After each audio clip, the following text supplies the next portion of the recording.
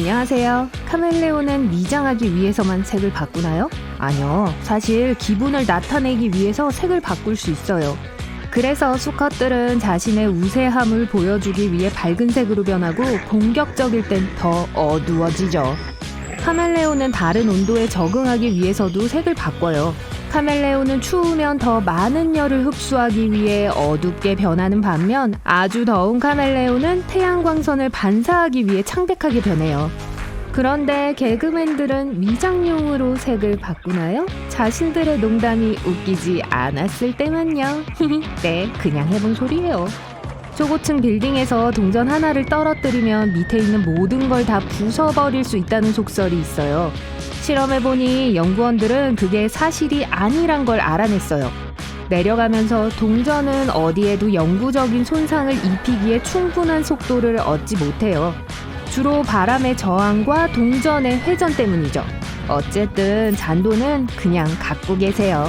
자, 어떤 사람들은 남반구에서 변기는 반대 방향으로 회전해 내려간다고 믿고 있어요.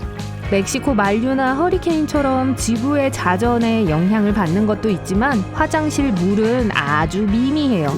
변기물은 북반구든 남반구든 어느 방향으로도 회전할 수 있어요. 절 믿어보세요. 제가 알아요. 물이 내려가는 방향의 가장 큰 결정 요인은 변기의 디자인과 수압이에요. 번개는 같은 곳에 두 번 치지 않는다라는 유명한 말이 있죠? 번개는 종종 그보다 훨씬 더 자주 같은 장소 근방에서 쳐요. 번개는 일반적으로 가장 높고 뾰족한 지점을 대상으로 고르죠. 연구원들은 엠파이어 스테이트 빌딩이 1년에 거의 100번 번개를 맞는다는 걸 알아냈어요. 그리고 꽤나 많은 사람들이 한 번 이상, 그것도 훨씬 더 많이 번개에 맞았어요. 그래서 만약 여러분이 키가 크고 길쭉하다면 조심하세요. 박쥐가 눈이 멀었단 통념이 있죠. 비록 인간이 낮에는 더 명확하게 볼 수 있지만 박쥐는 밤에 인간보다 시력이 더 좋아요. 아마 이 속설은 박쥐가 돌아다니기 위해 청각에 많이 의존하기 때문에 생겨난 게 아닐까요? 아니면 박쥐가 세상을 흑백으로 보기 때문일 수도 있어요. 이제 금붕어들은 진짜 기억력이 짧은가요? 대부분의 사람들은 그걸 7초라고 하지만 사실 금붕어는 7개월까지 기억할 수 있어요. 좋은 기억력이 없다면 자연에 사는 금붕어는 절대 먹이를 찾지 못할 거예요. 인간의 손길이 닿으면 어미새가 새끼를 거부한다는 말을 들어본 적 있나요? 그건 말도 안 돼요. 왜냐하면 대부분의 새들은 발달된 후각을 갖고 있지 않거든요. 사람 냄새를 절대로 식별하지 못할 거예요. 독수리는 예외예요. 후각이 굉장한데 누가 독수리를 만지고 싶어 하겠어요? 타조는 무서울 때 모래에 머리를 묻는다. 근데 안 그래요. 이 속설은 아마 타조의 머리가 몸에 비해 불균형적으로 작기 때문에 생겨났을 거예요. 그래서 멀리서 봤을 때 타조가 모래에 머리를 박은 것처럼 보이죠. 하지만 만약 정말로 그랬다면 숨을 못 쉬어서 기절할 거예요. 또 다른 속설로는 주머니쥐가 꼬리로 나무가지에 매달린다는 거예요. 주머니쥐는 나무를 오를 때 꼬리를 사용하지만 꼬리는 주머니쥐의 무게를 지탱할 수 없어요. 심지어 몸짱 체조 장인인 주머니쥐도 최대 몇 초밖에 못 버틸 거예요. 펭귄은 비행기를 올려다보다 뒤로 넘어진다는 속설이 있어요. 정말 귀여운 설이네요. 펭귄은 하늘을 올려다볼 때조차도 무슨 일이 있든 간에 균형을 유지할 수 있어요. 하지만 저공비행하는 비행기는 펭귄들을 공포에 질리게 해서 둥지에서 도망치게 할 수 있어요. 걔는 정말 침을 흘리면서 배출하나요? 아니요, 발바닥을 통해 땀을 흘려요. 하지만 침 흘리면서 숨을 헐떡이는 건 체온 조절에 도움을 주죠. 고양이 집사들은 고양이들이 행복할 때만 그르렁거린다고 생각할지도 몰라요. 하지만 고양이들은 배고프거나 괴로워하거나 부상해서 회복할 때도 그르렁거리죠. 연구원들은 그르렁거리는 게 자가 치유 기술일 수도 있다고 생각해요. 뼈와 근육을 더 잘 낫게 하는 것일 수 있죠. 속설에 따르면 스컹크와 마주치면 한 가지 결과밖에 없다고 해요. 한동안 악취가 날 거란 거. 하지만 스컹크들은 마법의 주스를 주변에 뿌리기보단 위험으로부터 도망가는 걸 선호해요. 그 냄새나는 스프레이는 마지막 방어책이죠. 그전에는 보통 위험을 피하기 위해 발을 구르고 꼬리를 쳐요. 모든 무리에 알파 울프가 있단 걸 알고 있었나요?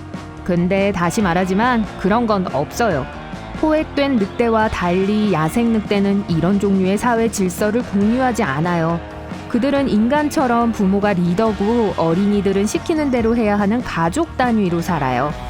올빼미가 머리를 완전히 돌릴 수 있다는 속설이 있죠? 하지만 그러면 엄청난 피해를 입게 될 거예요. 그래도 독특한 목뼈 구조 덕분에 고개를 반바퀴 이상 편안하게 돌릴 수 있어요. 만약 안에 있는 거북이를 아프지 않게 할 거라고 생각하면서 거북이 등껍질을 찌른 적이 있다면 틀렸어요.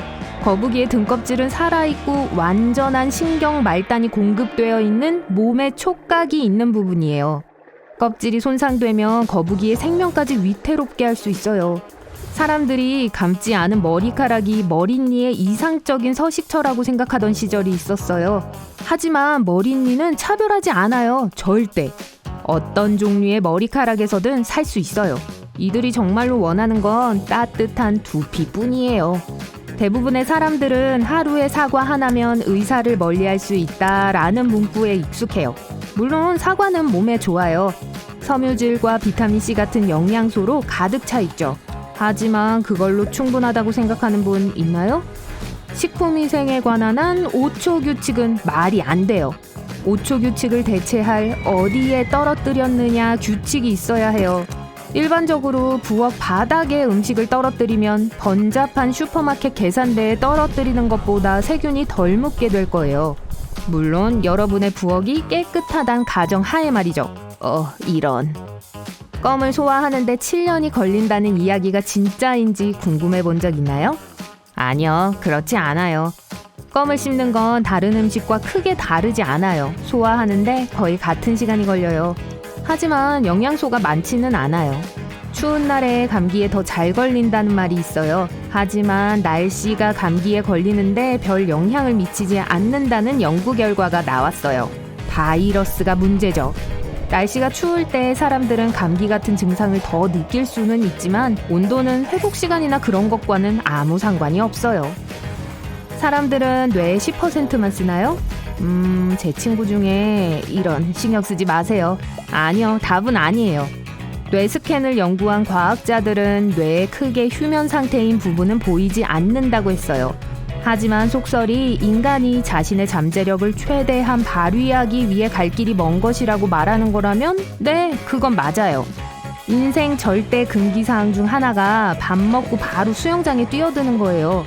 하지만 식사를 많이 한 후에 체육관에 가는 것은 몇 세트를 한 것만큼이나 불편함을 느끼게 할 수 있어요.